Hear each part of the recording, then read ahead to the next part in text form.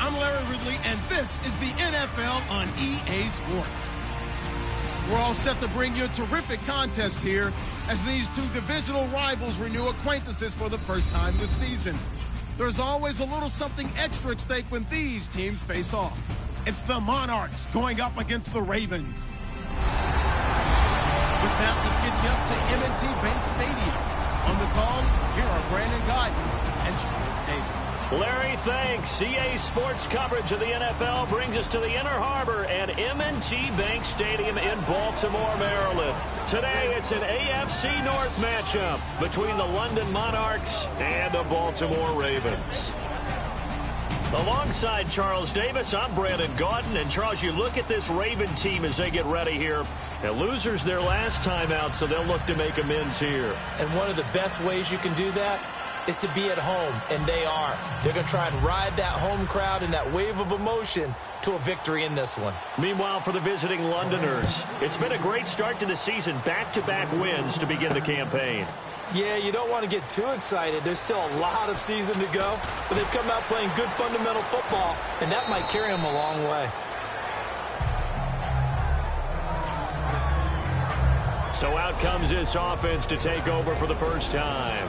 And a glance here at the man calling the plays under center, their 6'4" quarterback.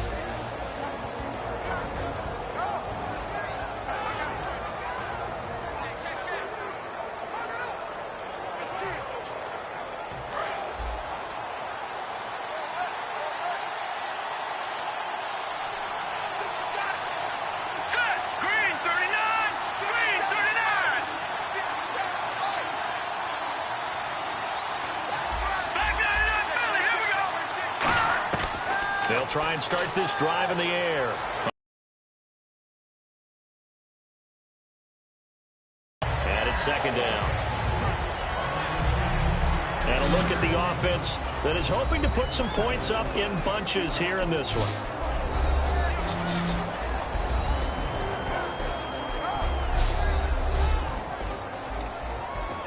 Second down here after the incomplete pass.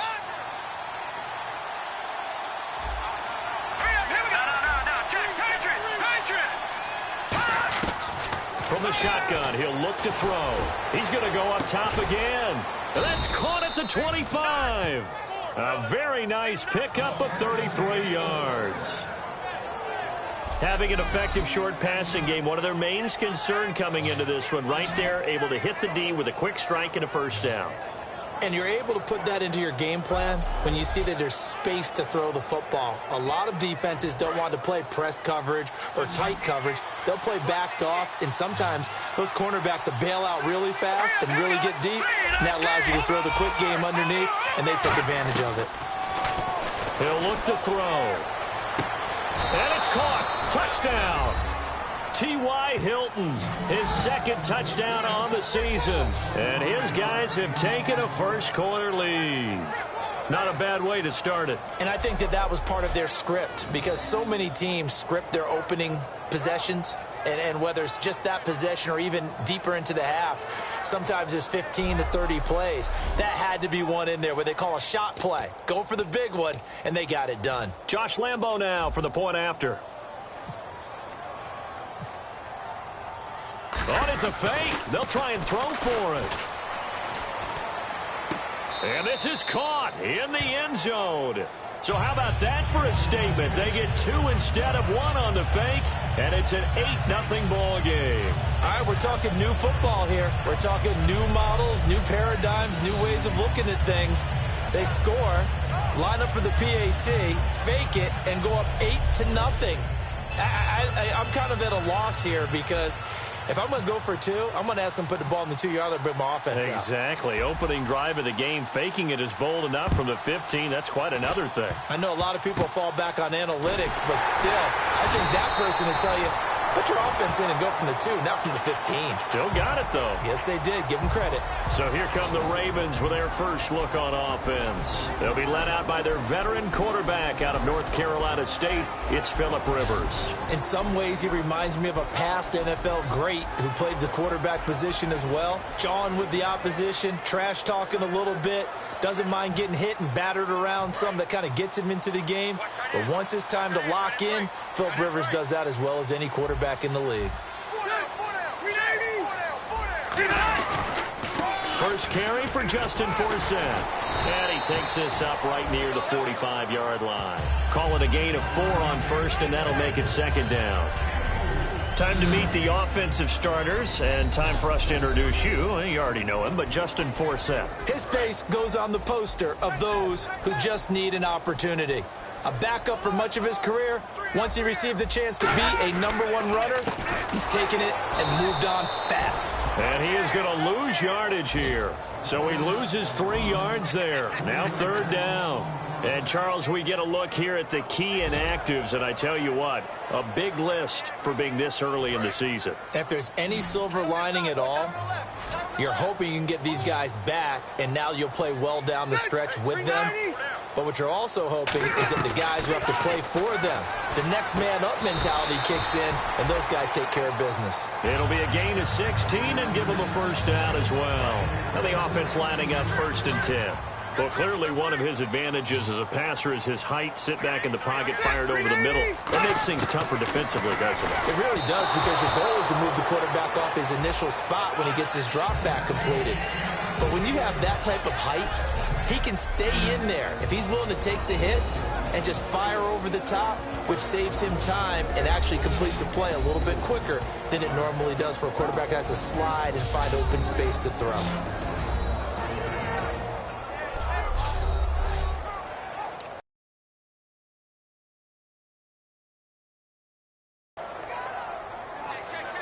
Offense looking to avoid a 3rd and long. It's 2nd and 10.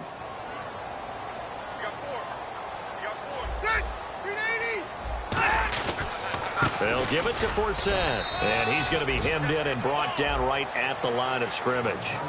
Only a yard on the pickup there, so it leaves them needing a conversion here on 3rd and a tough 9.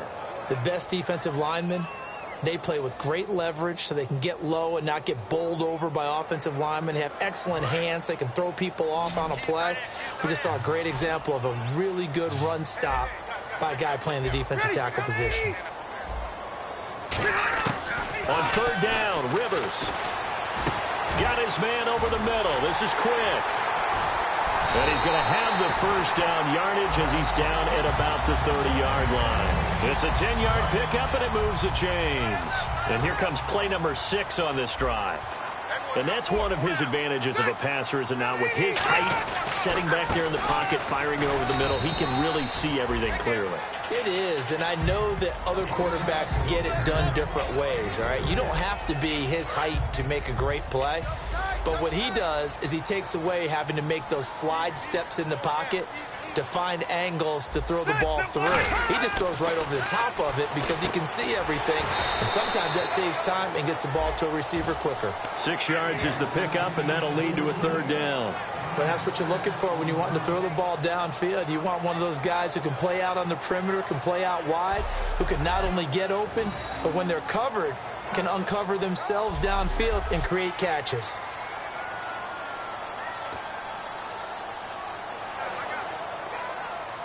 This will be play number 8 here on the drive. It's 3rd and a yard.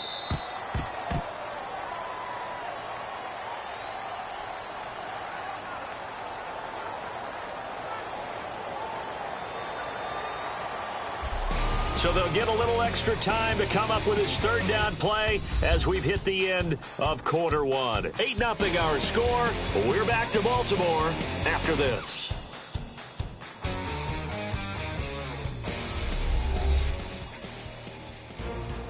Second quarter now. Brandon Gaudin and Charles Davis with you. It's the Ravens who have the football, and they're driving, but they come up on a 3rd and short here.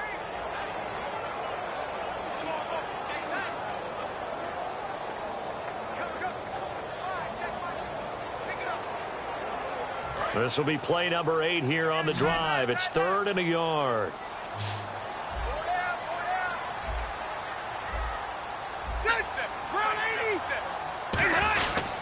They'll try and get it with Forsett. And he will lose yardage here back at the 23-yard line. A loss of a yard, and it brings up 4th. And, partner, in a lot of short yardage situations, you'll see the linebackers step up into the gaps, what we call mugging the line of scrimmage, to make sure they take away all spaces, all creases.